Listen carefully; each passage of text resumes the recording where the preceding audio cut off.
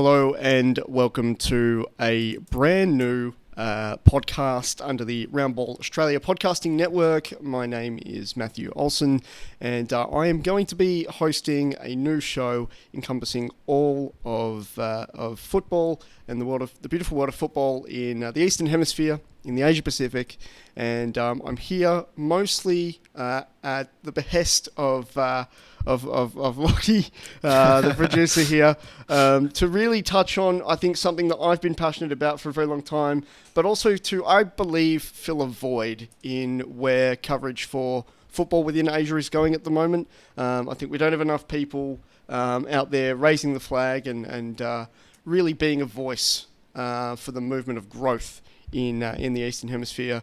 Not nearly as much as there should be, and honestly, we don't have any Australians to this extent, besides maybe the Asian game, who are very, very limited in their commentary. So I think to have a bit more of a frequent program out there, discussing all things in the game is very important. Really, really excited to crack on with this project and to discuss a few things. I think, look, at Roundball, we've been really throwing ourselves into as much football Australian coverage as we can in the last 18 months, and something that's become really clear to me is exactly as you say, Matt, this gap in coverage of the Asian game.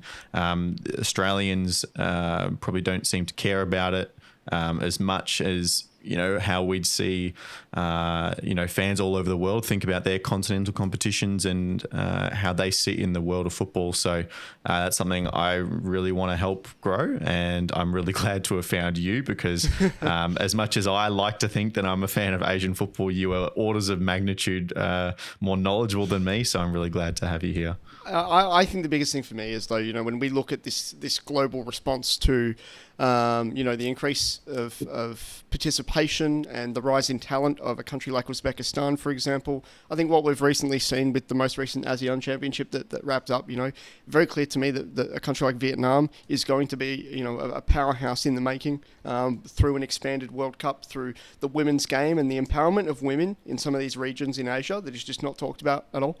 I think there's a lot there that can be really said, a lot of intriguing guests that we can get on to really engage with people, engage in a way that most shows don't. A lot of people like to look at it on, a results basis, and that's fine.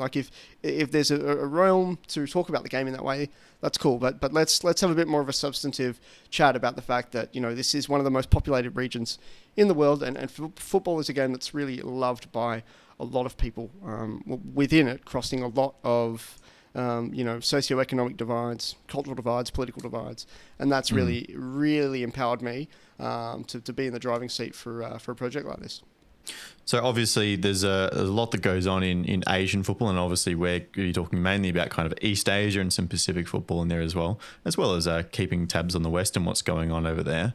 But obviously these kinds of competition comes in runs and sways, and we have off periods and we have very on periods as well. What can our viewers expect in terms of how frequently we're going to see us?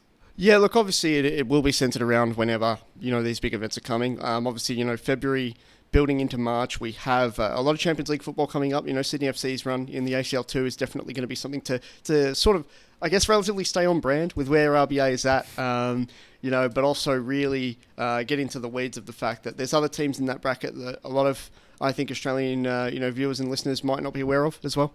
So we really want to cut into some of that, and then obviously that leads into March as well with the Socceroos having this fixture against Indonesia. How are they going to get out of Group C? How will they fare in Group C?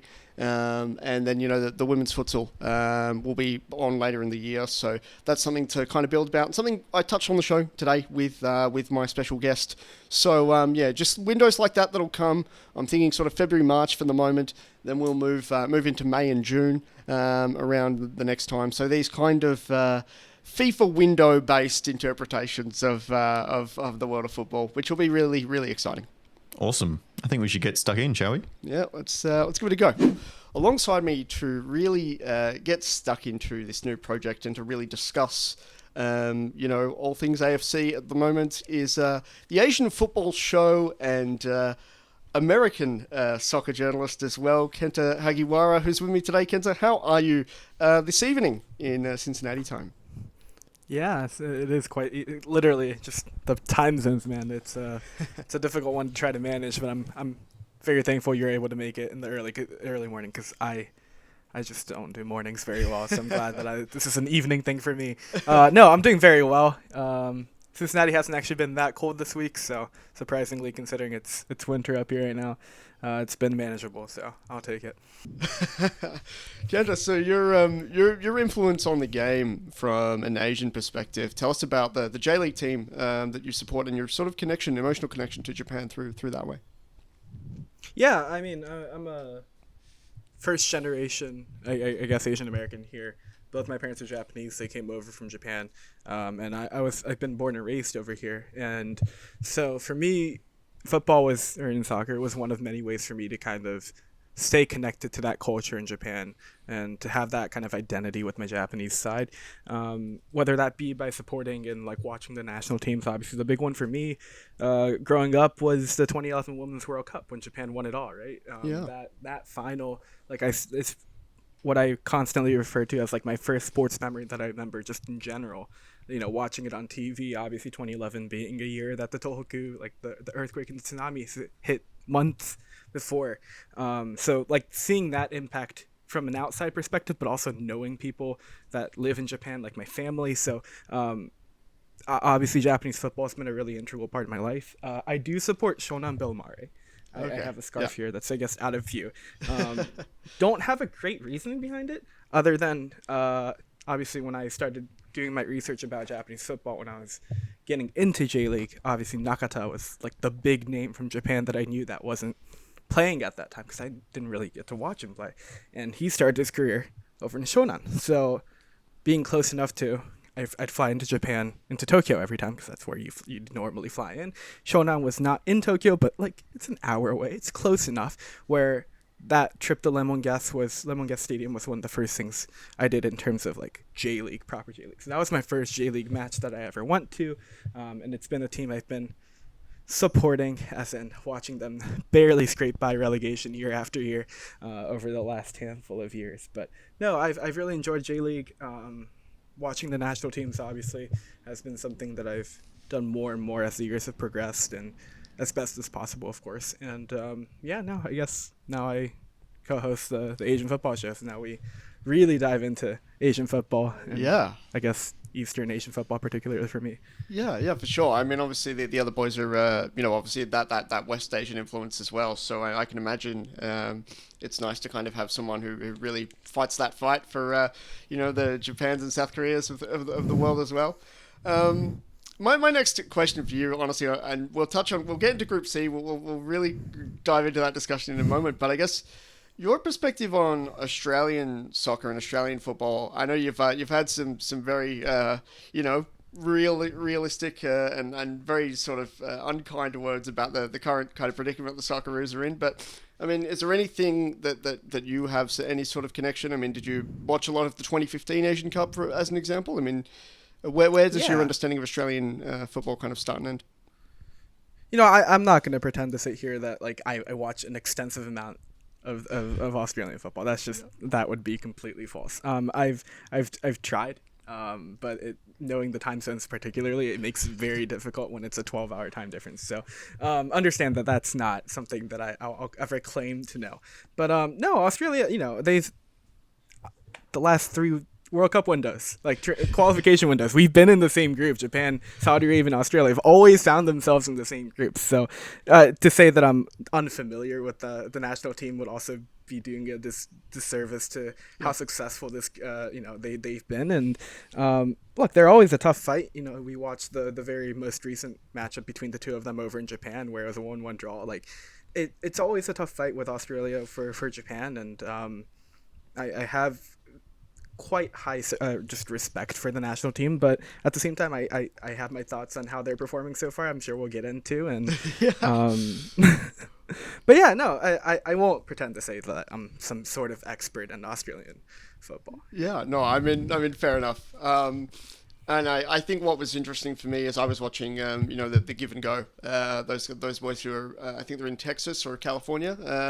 They were discussing kind of the fact that of all the games that Japan have played, it was Australia from a defensive perspective that really restricted them the most in that game. I feel like a lot of the chances that they had was was very unclear, and the players you'd expected to kind of stand up and do well, they were just a little bit off. And that's I think that's naturally by design, but I think that there's a lot of issues, and we'll get into kind of the Champions League and the domestic front as well. I think there's a lot of issues where Australia's behind, and I don't think a lot of the Asian landscape really care to understand the reasons why. So I'd love to be able to offer that perspective for you, but just opening up with the Group C predicament right now, I am actually going to completely kind of swap that conversation back in another direction and start with Indonesia, because the sacking of Shin Tae-yong for me was one that, I mean, his success didn't just start and end with the fact that he did naturalize a lot of players, get the national team ticked over in the right direction. He was overseeing the U23s program as well. He had like the respect of the FA to basically just completely overhaul Indonesian football, and it wasn't just the senior team that garnered a lot of that success. You know, the U23s ended up making that Olympics playoff against Guinea, from Africa, coming within one game of making it to Paris. And I mean, we're looking here now realistically at a senior team that can directly qualify for the World Cup. So the replacement of Tae-yong with Patrick Kluivert, it almost seems ridiculous to me that that's even a thought, let alone something that's actually happened before our very eyes. It's a confusing one, isn't it? I mean, I guess the reasoning that a lot of Indonesian fans have come with is that he's lost the locker room in terms of, their support, right, and the players. But you had the biggest win you've probably had in your national team's history in the last window.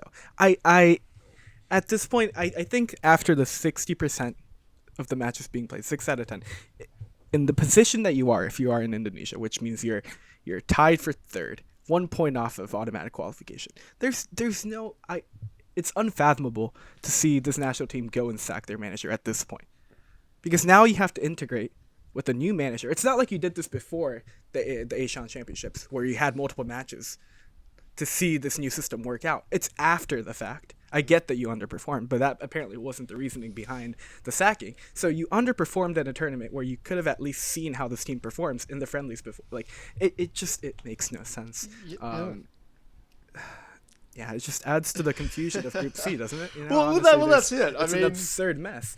I mean, I look at it from the perspective of where I would have in the past said, the Indonesia game that's coming up in Sydney, that is a very, very tough prospect. I'm looking at it with a lot more confidence now from an Australian perspective, because honestly, those players might respect Kluivert all they like. The fact of the matter is, from a pure footballing perspective, they've actually just decreased the output there and the understanding of where the program was going. So I think it's been a really, really poor decision on that front alone. And you mentioned the AFF Championship, and again we can touch on it a little bit later, because it was something I wanted to bring up that we kind of discussed in private a few weeks ago. But there's something about the fact that, like, they used it as a scapegoat. They used their poor results in that tournament as a scapegoat to basically remove him, when they were essentially playing the fourth 11. I mean, that the Indonesian team that was there is unrecognizable from the one we'd see in any of these senior games. It's just very, very baffling decision.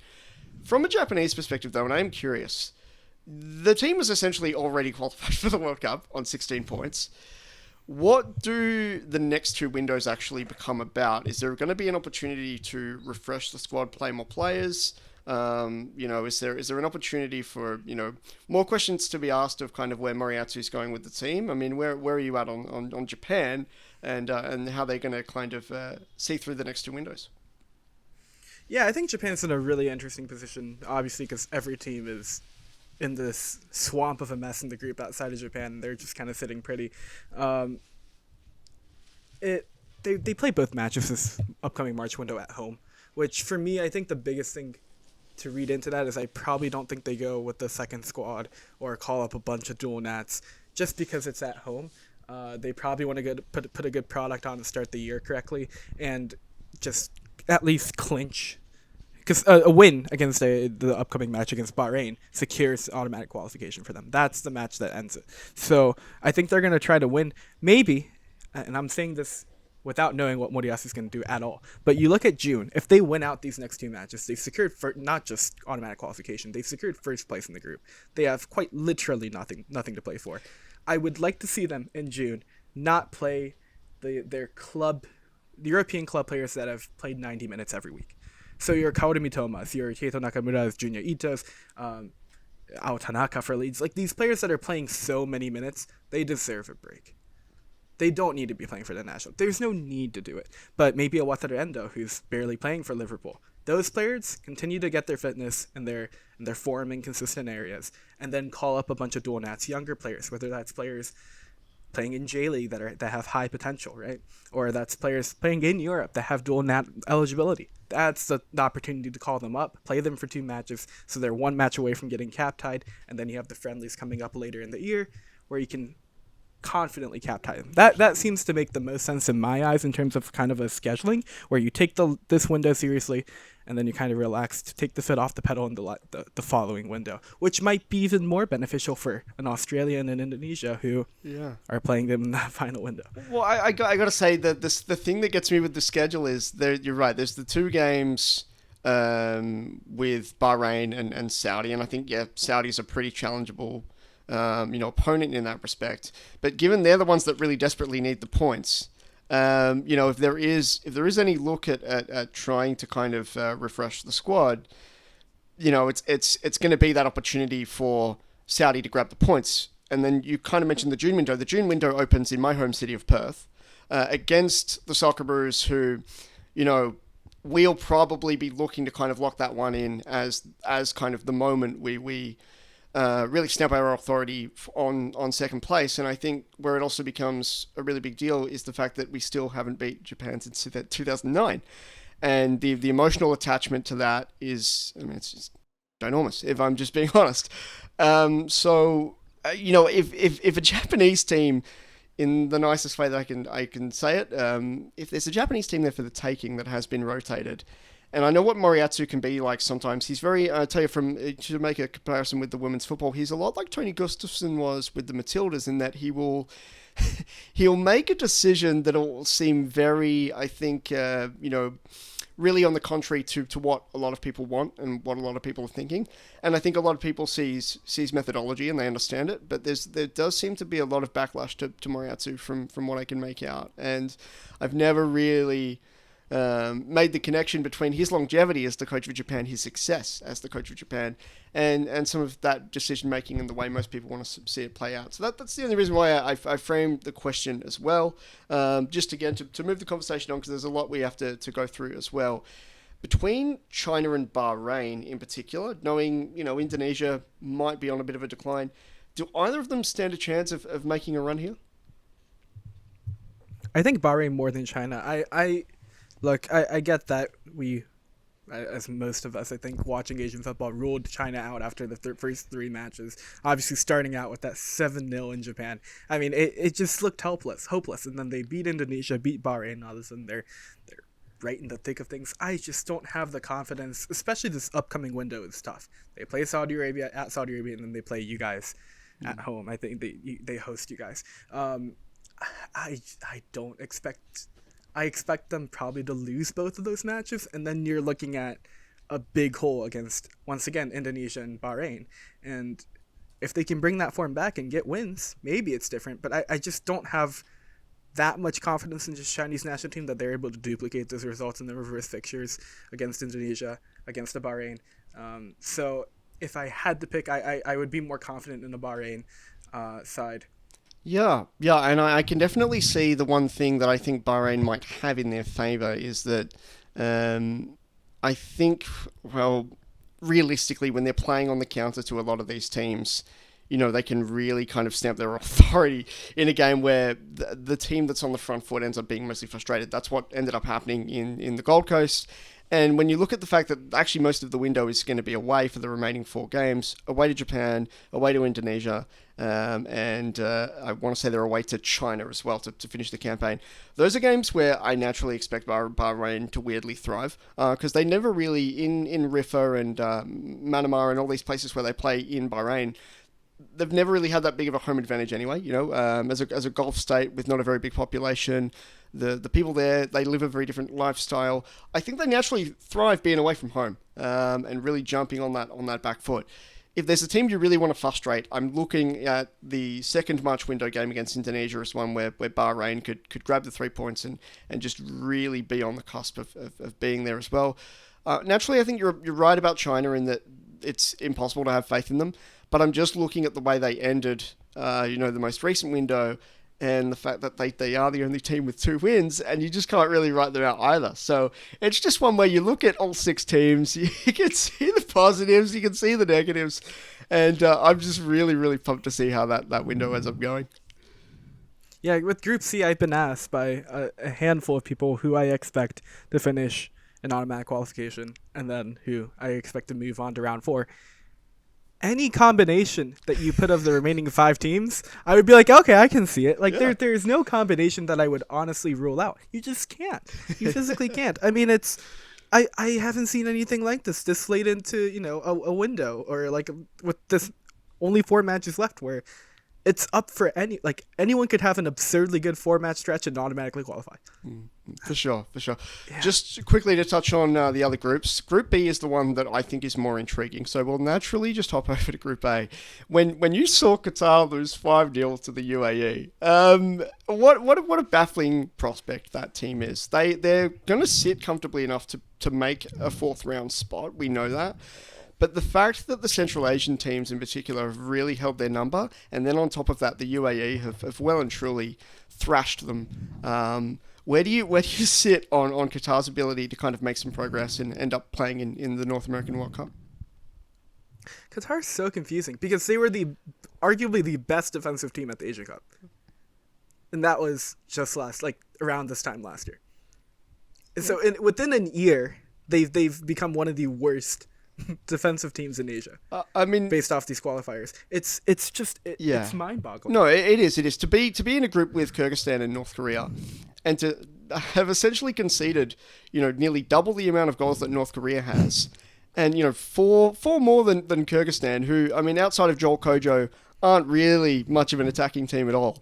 It is pretty disgusting. And that 5-0 result was a real statement for me to really ask the question of why Asian Cup Qatar and World Cup Qatar end up being 2 completely different looking sides, and I've just really struggled to wrap my head around it. But Group A, look, Iran and Uzbekistan will be going through. For Uzbekistan, after all these years, to have realistically finally been there, and look, obviously there's 3 points to the UAE, so we can't lock it in, but on form, you'd say they're probably going to make it. How impressed are you by the rise of Uzbek football to be in this position? It's impressive. It's very impressive. Uzbekistan have been very impressive. And to your point, if they beat UAE at UAE, because they beat UAE at home 1-0 earlier in this window, if they beat UAE at UAE, that's a weird statement. In the June window, that they've pretty much got this automatic qualification locked down. Yeah, I mean, we've constantly talked about Uzbekistan for a while now as like these underdogs, right? Whether that be at the Asian Cup, they were kind of like the favored underdog within the AFC football, and now it's getting to the point where they're not an underdog. They're just that level of quality. Like, maybe they're not the level of Iran, South Korea, Japan, but like they're in that second tier of echelon where like an Australia and like a Saudi Arabia might also like be in right now, where you expect them to do well in these Asian competitions at this point. It's no longer they're upsetting teams. You expect them to do well. And I think even in previous cycles, I can remember they came very, very close in the Brazil World Cup cycle. They came very, very close in the Russia World Cup cycle.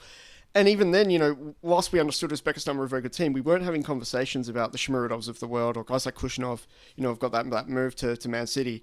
To actually be talking about Uzbek players, on the world stage, on the big European stage. I mean, all the AFC nerds are sitting here thinking like, yeah, we were telling you this all along. It is an absolute hotbed for football. And I don't know if you follow the futsal much as well, but obviously Central Asia is a massive hotbed, and they've just come off hosting the World Cup in futsal as well. So, just one for me that I've really, really feel quite heartwarmed by. But knowing that it's at the expense of the UAE and Qatar as well, I think makes it particularly satisfying. Group B, the obvious question here is I think Oman will lock in the 4th spot. South Korea will win the group. Are you more comfortable seeing Iraq or Jordan get their ticket to North America? I think Iraq just purely based off the fact of how defensively sound they've been this qualifier. It's 6 matches, 3 goals they've conceded. They've been really, really good defensively. And with 4 matches left, I'd rather have the team that's more sound defensively. Not that Jordan's not bad. They've only conceded a couple more goals than Iraq have, but that quality defensively where they can comfortably win a match 1-0, I'd rather take that at this point than what Jordan have. But both of them, again, they have a very realistic chance to make it. I know they play each other in the final match day of World Cup qualification, so there's a chance that flips just on the very last match day. So maybe something to keep an eye on. But I think Iraq slightly, if I had to guess who would move on to the World Cup automatically from this group, I would give the slight edge to Iraq for now. Yeah, and I mean, I would honestly be of the same opinion. I think you have an all-round better team, whereas I think Jordan have been reliant on, Elton Murray and a few of those other guys. I just think Iraq have the better kind of depth across the whole squad. But the draw favours Jordan far more. Jordan are hosting that crucial game in June. And, they're going away to Oman. They do have a trip to South Korea, but Iraq has a trip to South Korea kind of in the immediate aftermath of that. So the last March game will be in Seoul. And then, it's not away. South Korea will then go to Basra. So playing South Korea kind of in the immediate kind of run into that game is going to be very, very interesting as well, because whoever handles South Korea better... and again, similar to the Japan situation where if they rotate and then go into the Iraq game with a rotated team, maybe that'll favour them. If they rotate at the end of the March window, players fly back to Europe already, that puts it in Jordan's favour. I mean, there's a lot that can play out. And for sure, it is very, very mouth-watering that they are going to play each other to finish off the group. Is there any hot takes or anything you want to kind of submit on World Cup qualifying before we move on? At the Asian Football Show, we did a live show at the end of the year, and I put this prediction out there. I don't know if I really stand by it, but I think there is a world where Iran don't automatically qualify, and that was my bold take that I had made. Because, look, on paper, I still like Uzbekistan, UAE, and Qatar. I know that the UAE and Qatar haven't played well, but they have to play all 3 in the next 4 matches. They host UAE and Uzbekistan, and then they have to go to Qatar, and then they host North Korea to end. That's not an easy, by any means, an easy stretch of matches. And if those teams heat up, they're on 16 points though, Kenta. They're going to have to... Oh, they are. I'm well aware of that. But, you look at Uzbekistan, it was a boring 0-0 draw, right? So I'm not sure they win at home again. And, all these matches weren't particularly that convincing. Yeah. I mean, they beat UAE 1-0 in that first, I think it was the first window. Yeah. Maybe it was the second window in September. They barely escaped by North Korea. And that was at a neutral site because it's North Korea. I mean, it was they were up 3-0 and conceded 2, and they were down at, they were down a man. That is not a convincing result. Iran, for me, they are clearly the favorite, but they have consistently failed to play a full 90. They have consistently failed to play a convincing full 90 of soccer outside of that 4-1 win against Qatar. And I am concerned that that'll come to bite them in these upcoming windows, where they fall off late, they drop results all of a sudden, and then you're staring at that third place. Because they're not that far behind. I guess UAE are not that far behind. Not 2 wins in 4 games is, you can make that up if Iran fail enough. But my response to where you're going with that part of the conversation is where you've kind of put Australia in that tier 2 branch, knowing how solid we can be defensively and some of the individual names we have, and knowing that Iran have a very old squad and are essentially about to go through a bit of a rebuild. Should the disaster happen, okay? Should they finish 3rd, and yes, they will have playoffs, likely, probably go on to make a World Cup anyway. Are they at a fear of kind of dropping out of that elite 4 or 5 teams in Asian football? If Iran don't automatically qualify, I think at that point, for sure, I think that's a conversation you can start to have. Yeah. I know my co-hosts will not be too happy that I'm saying this, but I don't think I've wavered from my point that I have major concerns with how Iran. I think they would also agree that their youth development hasn't been they don't bring in any new players to their national team. A lot of their senior national team players are coming back from Europe to play domestically. I mean, it's not the greatest look. Like you look at like someone like Sardar Osman, he's coming back to Asia after doing well in Europe. Why didn't you stay in Europe? So and they continue to get selected nonetheless, right? So I do really have concerns about Iran. Very likely they're going to qualify automatically. This is a very, very hot take. However, I do have concerns about how they'll continue as a national team, in the next 5 years, with the way that they're performing and the way that they've run their national team and how the federation is working right now. I do have my concerns about them right now because they could start to see a decline, and that wouldn't be ideal. But it is something to keep an eye on, I think, for Asian football. And I think we don't really want to make it a political discussion as well, but obviously with the way that the FA is run, that's going to become a bit of a situation as well. But I think, and by the way, if Aria ends up seeing any of this or hearing any of this, just message me, man. Like, I don't hate Iran. So just want to say that out there. But the golden generation that was kind of built under Carlos Queiroz, we're going as far back as the Brazil World Cup, okay? That is actually a really solid run and insane longevity to make it through, what is it? That would be the 4th World Cup cycle of that same core. Beren van den Goals, Sardar Azmoun, the names aren't really coming to me, Johan Bash. A lot of these guys have been around basically since that time. And I don't think that people should really knock the fact that team has gone on to achieve some incredible things. Their group in 2018 was insanely tough, and they came out of it looking like one of the best teams in the world, honestly. The USA really had to get back on their feet after not making the Russia World Cup. They made the round of 16 in pretty flying colours. On top of that, you had England. There was no stopping England, Iran had a tough draw in 2022, so I think that their rebuild is going to be a bit sad, honestly, but the longevity of that core is actually commendable. So fair play to them, and yeah, I mean, we'll see how it goes. I don't know that they're going to not make it out of that top 2. But yeah, we'll move on to domestic football now, Kenta. The Champions League, because I wanted to start with ACL2 because it is more relevant to Australian listeners and Australian viewers. I'm going to start with the Champions League Elite, mostly because there is that open bracket with the E in it next to the Mariners name, and I just wanted to discuss this a little bit. I mean, from a Japanese perspective as well, there's obviously the Australian connection in the fact that they've just come off having, 4 straight Australian managers, some interim coaches as well. The new English coach has an Australian assistant as well, Patrick Kuznorbo, who's recently just left Melbourne Victory in the A-League as well. So I did want to get your perspective on that, but just to discuss where the Eastern region is at the moment. Firstly, are you surprised to see really the rise of some of these teams coming out of Southeast Asia, the ASEAN region with Buriram and JDT? Are you disappointed with the Chinese teams in the group? I mean, where do you see the bracket at the moment? Just in ACL, like just as a whole in ACL? Well, just in the Eastern region, yeah. In the Eastern? Yeah. I've been very vocal about, I guess, Ulsan HD in particular, if that's what we're going to have this conversation about.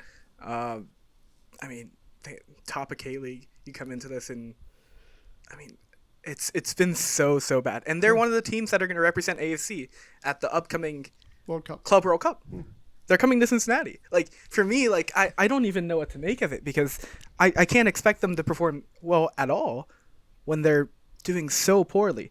Yeah, but I can't say I'm totally surprised by any of this. Obviously, JDT playing very well.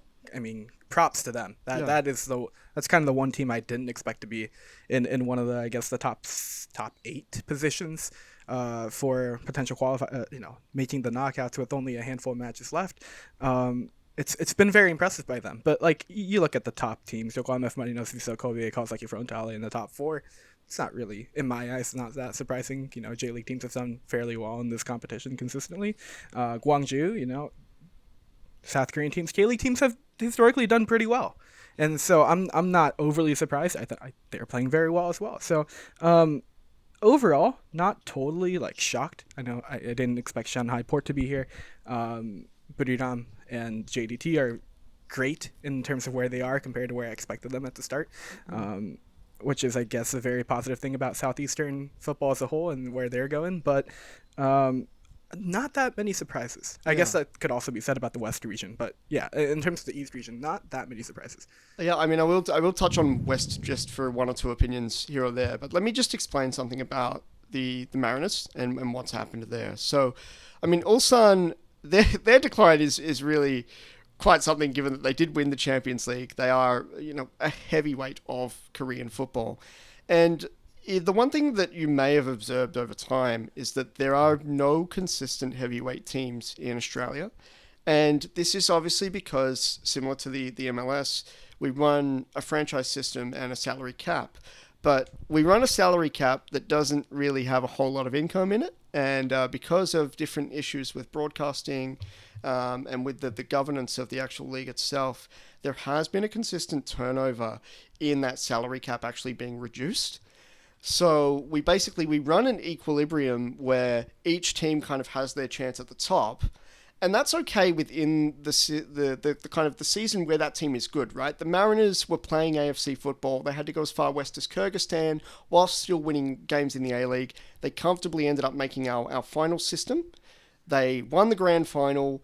And then, they topped it off by winning the AFC Cup as well. If that team was the team in that bracket, it looks completely different. They are comfortably a top 8 team. But the issue is, we end up sending teams to the Champions League the season after, that because of the cap system and the signings and the way everything works, you essentially have a completely different team, and one that in, 9 out of 10 situations is going to end up being worse, right? So we end up essentially submitting a team that's not good enough to typically be in our, top 4, let alone be good enough to be in the Champions League, to a lot of those Champions League competitions. And where it becomes quite upsetting in the Mariners' case is they won everything that was available to them. And if they were playing at the higher level of continental football, they would have represented Australia a lot better. Our coefficient really just ended up really being screwed over by a lot of that. And I think a lot of East Asian people, they just see the Australian, flag next to a team's name and they think, okay, we can chalk this up as a win. They're not going to be able to travel well because it's so far away, and you just end up in this rut. So, it's a really, really unfortunate situation that's beset them, but there's not really a lot they can do. And even within our league at the moment, they're sitting 8th and they're struggling. They're basically going all out to play in our playoffs. And the Champions League was never really a priority for Mark Jackson and the Mariners. So it's a really, really, really tragic situation. Where I can talk about this from an Australian perspective is touching on the ACL too, which I know with Sanfrecce, and I can see the Sanfrecce scuff behind you. You'll have some things to say on them. But I do just want to also very quickly just move over to the Western bracket as well, because I have been watching a few of these games on Paramount Plus here in Australia. And I was very, very shocked to see that Al Ain, the heavyweights from the UAE, they've been getting really having it handed to them in games. I'm sorry, I'm not even sure that there's a polite way to say it. The fixture against Al Hilal was one where they were kind of in it for a little bit, faded away. I think it was El Nasser that's recently beat them as well. They had issues playing Al Shorter from Iraq. I mean, everywhere you looked, that team was falling apart. And I was just curious if you knew anything as to why a team from the UAE has fallen apart, similar to Ulsan and the Mariners. Yeah, I mean, they're the defending champs. This is it's some. I think I've had this conversation. It's something that's caught all of us kind of by surprise. I think, it's not that they're playing that poorly in the UAE Pro League. I mean, they're in the top half of the table, I'm pretty sure at this point. Still, they're still performing well. It's just, I don't know if we're supposed to chalk up last year as just a kind of a miracle run, or and this is what we're supposed to expect out of the UAE club, or if this is kind of just the weird one in the bunch. I don't have a good answer to that, but I don't think any of us expected this. This is truly caught everyone by surprise. That Al Ain are currently last in the West. Unlike the top of the table, where okay, these three being at the top, that's Well, look, we know what's going on in Saudi football from that piece. How important would it be for the marketability of Asian football to have these big signings and the big name players playing in a Champions League final? I mean, to see Cristiano Ronaldo, as cringeworthy as it might be for some people, and don't get me wrong, I kind of hate it, but also want it at the same time. I'm actively cheering it on. How important would it be for him to be there in a final at the end of this? I'd like to think it's important, but I don't know if it is. I really don't know if it is. I think there's benefits to seeing a Saudi Pro League with all the big stars, attract attention to the league, to the competition as a whole by being able to bring new eyes to it. If they make a final, right? Like Ronaldo being in the final is naturally going to bring viewers to the final. Like that's just how that's going to go. And that conversation is going to happen every single time that he's in an AFC Champions League. Yeah. Like it's just how it's gonna go. But at the same time, one of these other teams, whether it's one of these like Al Sadd, who's currently sitting fourth, like if they make a couple upsets and they make the final, I think that's equally good for AFC. To know that you can't just like buy top players and automatically just win the competition. This was a conversation I was having with Arya recently, where it's like, these matches sometimes, especially in the group stage, haven't been that enjoyable to watch from these Saudi Pro League teams, right? Because they're just dominating the competition. And it was like, he had asked, like, how do we fix this? And I'm like, I'm not sure it's a problem. Because, I don't know if it's truly a sustainable business model. That's entirely different, right? I know that the government's funding it. But I don't know if it's truly sustainable to be signing these players for massive amounts of money and giving them this much money if there's no success attached to it. But I also don't think there's no real solution to this. Like, it's either other leagues start to spend more money or they develop better talent domestically, or they just win in these matches and they cause upsets, right? So far, we haven't seen it. We haven't seen much. But, in these knockout formats, it happens in the Champions League and UEFA. It happens in CONCACAF Champions Cup. Like, these upsets genuinely happen. Yeah. And so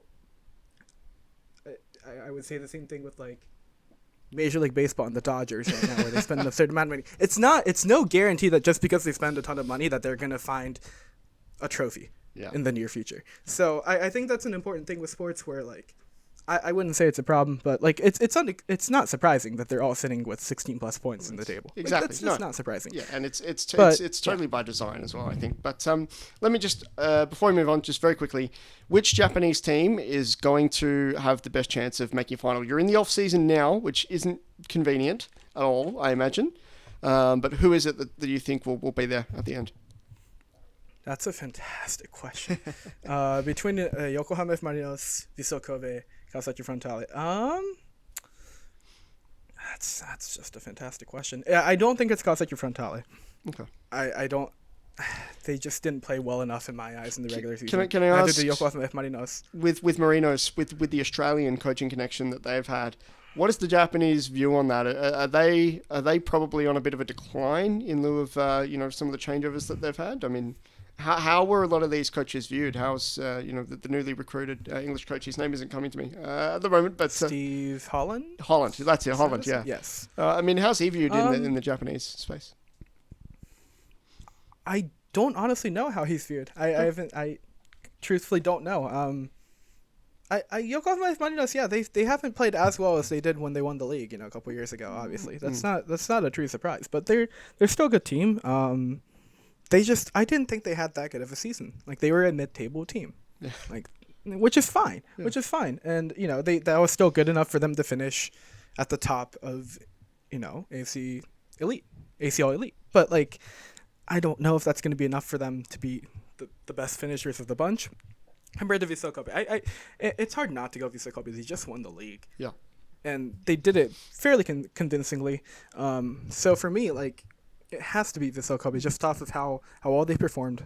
Yeah, and No, honestly, they have the players on their roster as well. So I think the thing that gets me with Vissel Kobe is they're a very, very rare circumstance of, like, they've had some iconic players over the years. I think Iniesta's been there, Juan Mata's been there. And I feel like when they've disposed of those players to really refresh the influence in their squad, they've disposed of those players at exactly the right time. So all of the Japanese talent that's either kind of missing out on a spot because those guys are there, or the way that they kind of learn from their influence while they're still at the peak of their powers, they've just got that natural retention of the foreign players done right, and it's one thing I can really, really speak to, having now seen obviously one matcher in the A-League as well. And he's there's been a bit of controversy there with that, but really not time to go into it. But yeah, anyway, ACL2, I'm going to move over to Sanfrecce Hiroshima. They're playing Namding in the round of 16. Elsewhere, there's two Thai teams in Mancheong and Port FC, who I know compared to Buriram are very, very competitive outfits. Lion City Sailors are currently captained by former Socceroo Bailey Wright. They very much, I think, house their way into the round of 16, so I'm not going to expect much of a run from them.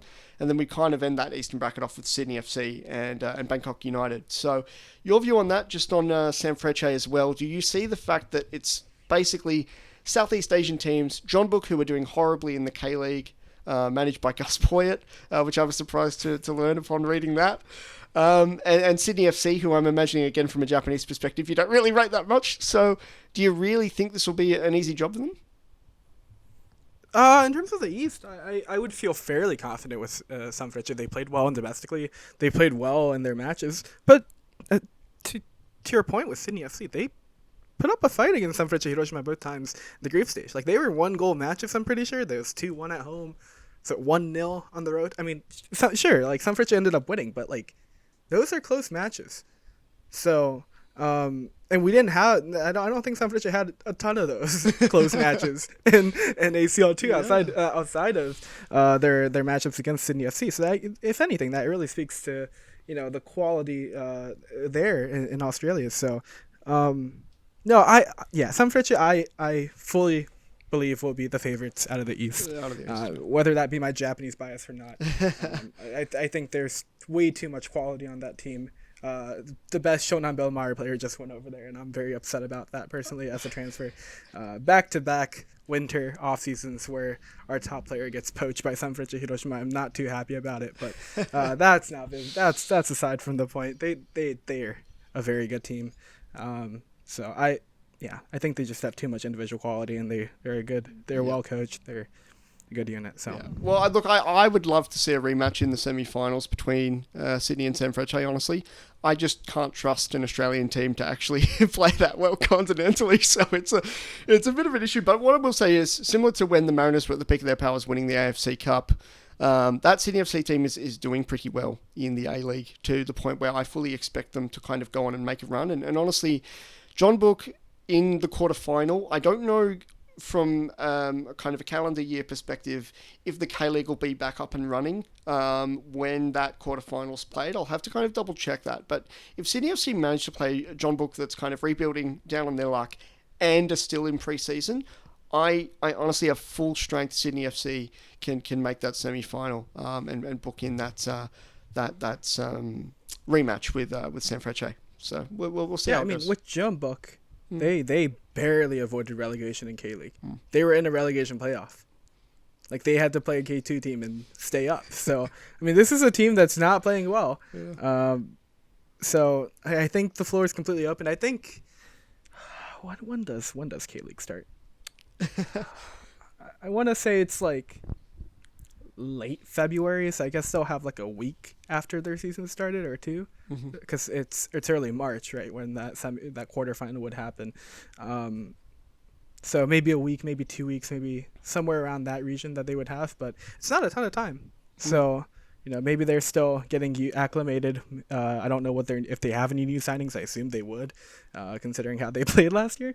So maybe that's still getting acclimated to the squad. So I think the door could be completely wide open there. If I'm being very honest here.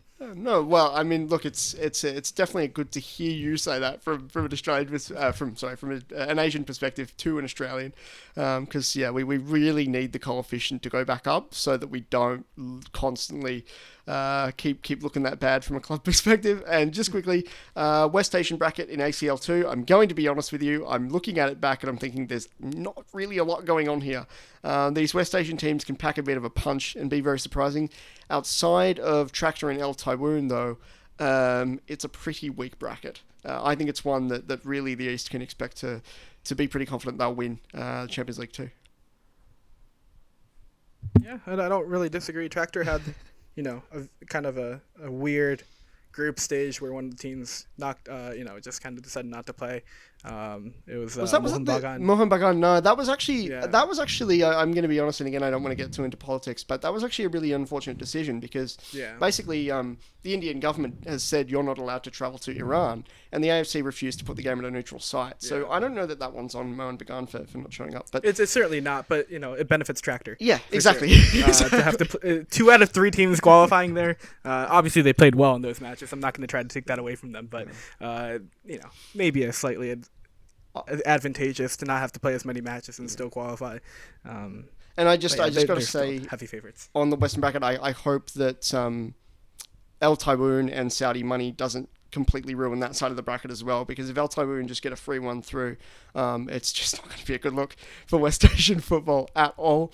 Now, something that I'm really, really, really keen to talk to you about is the U20s Asian Cup, which will start basically when that domestic club window opens as well. I believe the 12th of February will be the opening game, and I believe Australia will be involved in the opening fixtures on the first day of the tournament in China.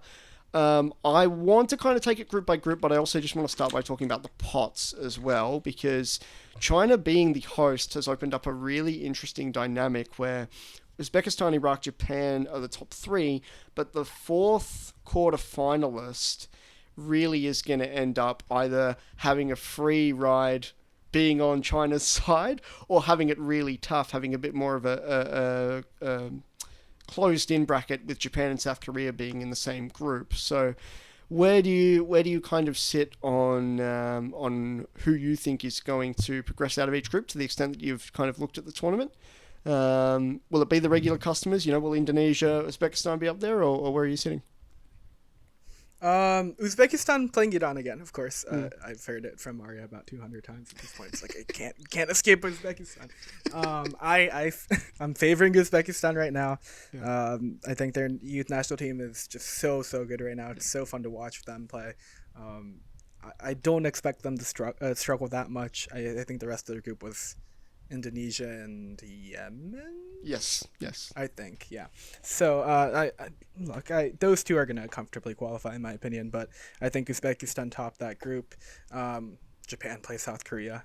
It's crazy fixture, yeah. And then Syria and Thailand are also there, I guess. We play each other on the last match day, so, just adding to the fire and the fuel, I guess. I expect Japan and South Korea to beat Syria and Thailand and be tied on 6 points for that match day. So that should be all you need to know in terms of who qualify out of that group. I mean, just looking at it though, I don't want to write off Indonesia and Thailand, despite the fact that side of the bracket is really, really stacked. But to have Iran, Uzbekistan, Japan, and South Korea all in the bottom side of the bracket is a little ridiculous. When you're looking at, Group A, China, Australia, Kyrgyzstan, and Qatar. We've just come off recently beating Qatar 9-0 in the under-20s. So I don't think we're going to struggle, but we've been given, I'm just going to be honest, we've been given a free ride. And if we don't end up making the World Cup off the back of this, I'd be looking at the FA to actually make a sacking or two. It's that serious. Saudi, Iraq, Jordan in Group B. Their youth football, I'm just having a bit of a stab in the dark and saying a country like Jordan is not there yet. And Saudi's youth teams, I think similar to other Gulf states, there's kind of a gap where, because actually just naturally with the way that they naturalize people, being, states that resource a lot and naturally have 90% of people that live in Qatar and Saudi aren't born there, right? So they do naturally just naturalize a lot of people. It's not even anything that we can talk about from the perspective of it being kind of sketchy or whatever. It's just how they naturally work as countries. And as such, there aren't a lot of 17 and 19-year-olds around that are playing, professional football that are able to come to a tournament like this. From that perspective, if Saudi is one of our toughest challenges out of that side of the bracket, it really, for me, just sums up a tournament that Australia should progress through fairly simply. But where do you sit on Group B if you were to pick a winner out of Iraq, Jordan, and Saudi? It's a coin toss. I think you've summarized it very well. Where I don't know. I look at North Korea as well. I guess that's the other team in that group, and they weren't that convincing in qualification for this Asian Cup. I kind of expected more out of them. They they played poorly in that what was it, the Malaysia match. So I'd like to think that they might be A sneaky chance, yeah. a sneaky pick. Well, let's not obviously forget the women's game, right? They've been absurdly well at the youth level, so you just can't count them out. Maybe their senior team isn't performing as well as they could, dropping points because they're missing penalties. But you look at the U20 team, and I kind of think they might be the one to cause the most noise out of that group, honestly. Well, I'm just not sold on any of the other ones. I think it proves my point, though, that if they end up winning Group B, the top of the bracket is a joke. It's a joke.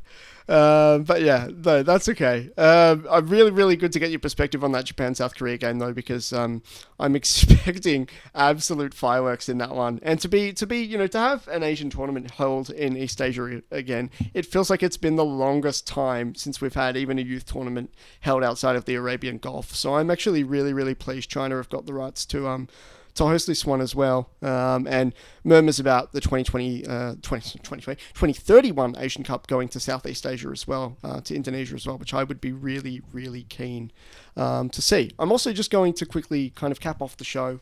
It's obviously been great having this conversation with you, but I do want to talk about something that's come up recently with the ASEAN tournament that was held, where they've essentially tried to announce that the team that's won, Vietnam, obviously, we know how the tournament played out with Vietnam and Thailand easily being the two best teams. Indonesia played a weakened squad, and the rest of the region, simply put, just isn't that good. So, yeah, Vietnam got the winner against Thailand, and they now go on to play in an invitational cup with the champions of the EAFF Championship in East Asia with Japan and South Korea. We spoke about this previously, and you had the idea that although I think an East Asian Super Cup, as it is, would be better for the region to kind of unite around itself and kind of help promote specifically that part of the world with the stranglehold that the Arabian Gulf has had, you've come up with the better idea of having the champions of ASEAN play the winners of either the Central Asian Confederation or the Arabian Gulf Cup that they had as well, to kind of bridge the gap between the elite teams at the top and those kind of middle to bottom tier teams. So where do you sit on the AFC trying to match with some of these invitational tournaments? Yeah, I think they should be playing the Golf Cup. I mean, the champions of the Golf Cup. I mean, you look at the timing of the tournaments, it makes sense. The tournaments happen at the same time. Yeah. Just pair them together. Even just from that standpoint, it makes sense. But I think I just don't see the true merit of putting the EAFF against the ASEAN. I don't see as much merit there compared to putting the ASEAN championship champions against the Gulf Cup champions. Like, to me, that makes more sense. I think there's more value in that competition than like facing Japan against Vietnam in a two-leg. Like, I don't think there's a ton of merit there. I don't think Japan would take it seriously. Like, for better or for worse, I don't think they would. Right. So I don't think there's as much merit there. Which was kind of my main concern going into it, where it's like, it's going to be kind of thought of as a joke for whoever wins, whether that's South Korea or Japan, like most likely in that competition, to go up against Vietnam. Like, it's just not going to be taken as seriously. So then what's the real point? One point. And I get that obviously that's where a lot of these invitational kind of tournaments end up being viewed, is that just strategically there's nothing going on because it's not a long enough tournament. It's just one game. I want to ask the question from a political standpoint, because I've only ever had this conversation with Australian people, and I'd really love your perspective on it.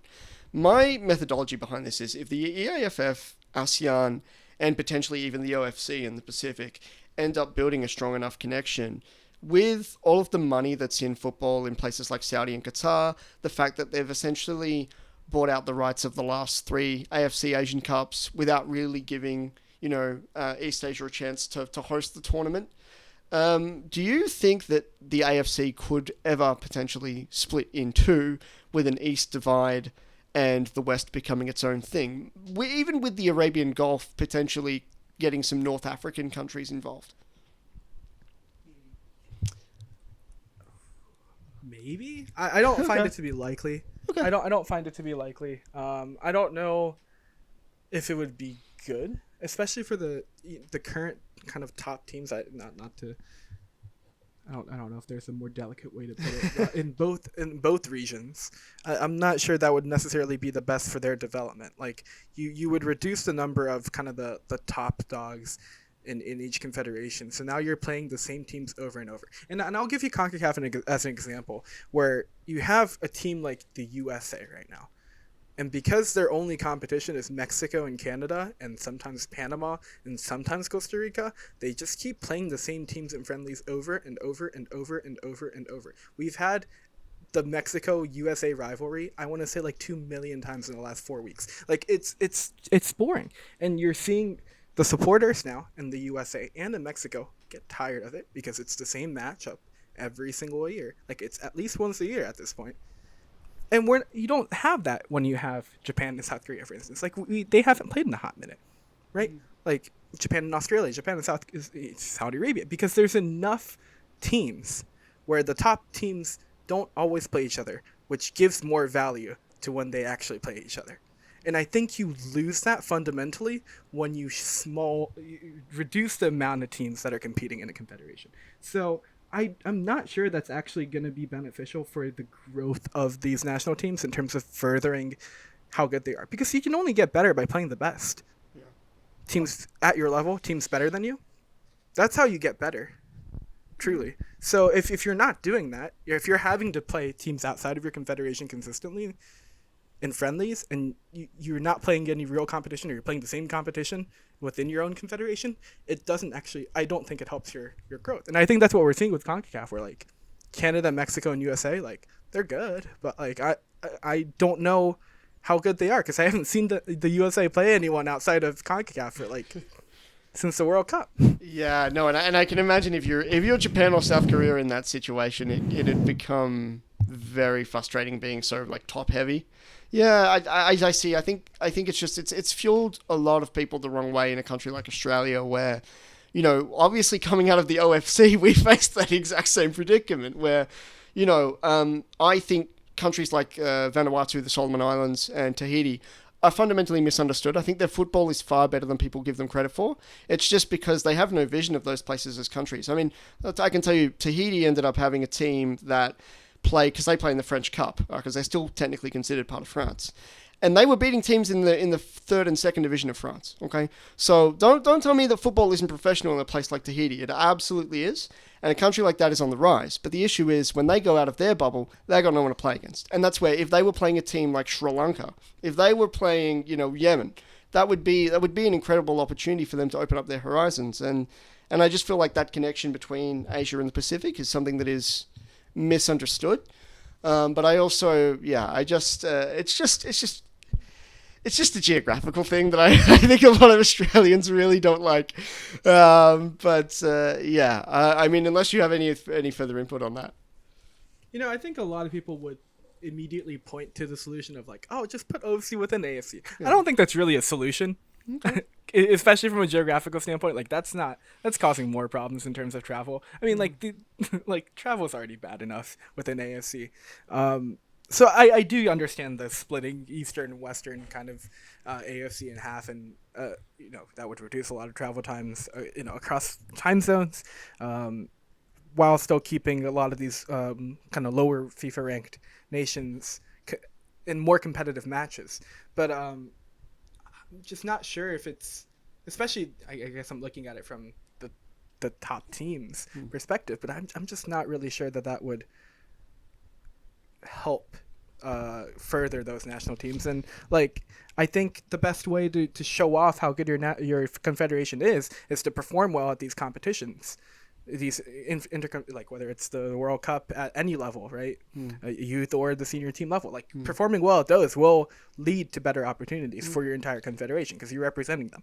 So if Japan and South Korea are playing each other every week, then that's not really going to help these teams progress the way they need to and develop into playing well at those competitions. And look, I can tell you now, the team that's going to win the A-League is not going to be from Australia. Okay, Auckland FC are by far and away our best team at the moment, and there's been a lot of words that even though the semi-professional team that's actually registered to the OFC is going to be the team that goes to the Club World Cup, apparently FIFA are going to give them special compensation to essentially take players from the professional team, which is wild.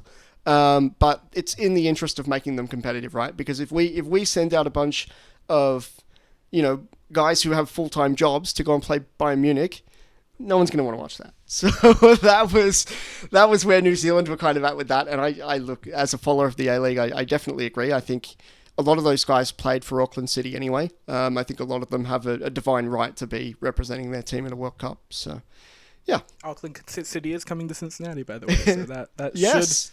should be interesting. Yes, Yeah. they're playing one of their matches in Cincinnati. I guess that's the Bayern match that you're just speaking of. So that'll be something to keep an eye on. I know that storyline is certainly an interesting one. Yeah, well, you can take that piece of information with you to the World Cup. Ask them all about what it was like to get their compensation, and I will personally keep in touch with you and let you know the fallout of that, because if Auckland FC win the A-League and play in that grand final, we want their players at the World Cup, quite frankly.